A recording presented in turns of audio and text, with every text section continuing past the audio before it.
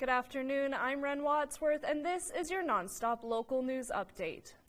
Federal officials say online chatter of a Trump protest in New York ahead of the former president's Tuesday court date is nothing like that seen before January 6th.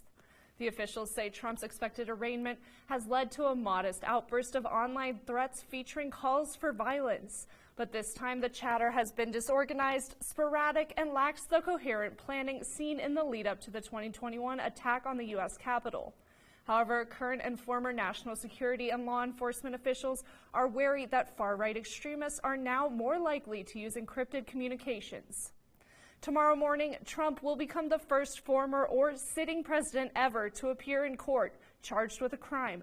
And despite talk of protest online, a new CNN poll from this morning reveals that the majority of Americans approve of the indictment against former President Donald Trump. 60% of those polled said they approve of the grand jury's decision to charge Mr. Trump in connection with hush money payments made to adult film star Stormy Daniels. When you separate the results by party, 94% of Democrats approved, 62% of independents approve, and 21% of Republicans approve. Most Americans, 76%, believe politics played at least some role in the decision to indict the former president. The survey results suggest the indictment did not change people's personal views on Trump, with 34% giving him a favorable rating and 58% unfavorable. That's about the same as it was in January.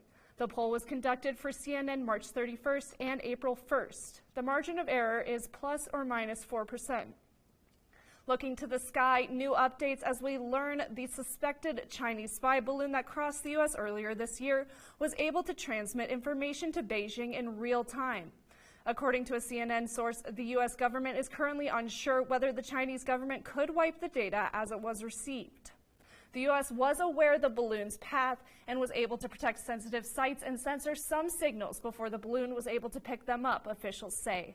The FBI is still examining the balloon, but officials have been able to gather additional information about how it worked, including algorithms used for the balloon software and how it is powered and designed. CNN has reached out to the National Security Council and the Pentagon for comment. Moving on, the Montana Department of Public Health and Human Services is conducting eligibility restructuring and renewals for Medicaid users. The DPHHS will focus on current Medicaid and MHMK members to determine their eligibility for continued coverage. All individuals that are currently enrolled will be evaluated over the next 10 months and are encouraged by the DPHHS to update their contact information. If you are a currently enrolled member, you might receive a letter in the mail to inform you if, for whatever reason, your application can't be automatically processed or if it is denied. If that happens, expect to see a packet in the mail that you'll need to fill out. Montanans who are denied coverage can apply for other insurance options provided by Cover Montana or through healthcare.gov. Current members and applicants only have 30 days to fill out their packets from the DPHHS, so they recommend to not procrastinate filling out your paperwork for too long. That's all for now. We'll have more news updates for you as the day goes on, so make sure to check back in for more. Once again, I'm Ren Wadsworth. Thanks for tuning into your nonstop local news.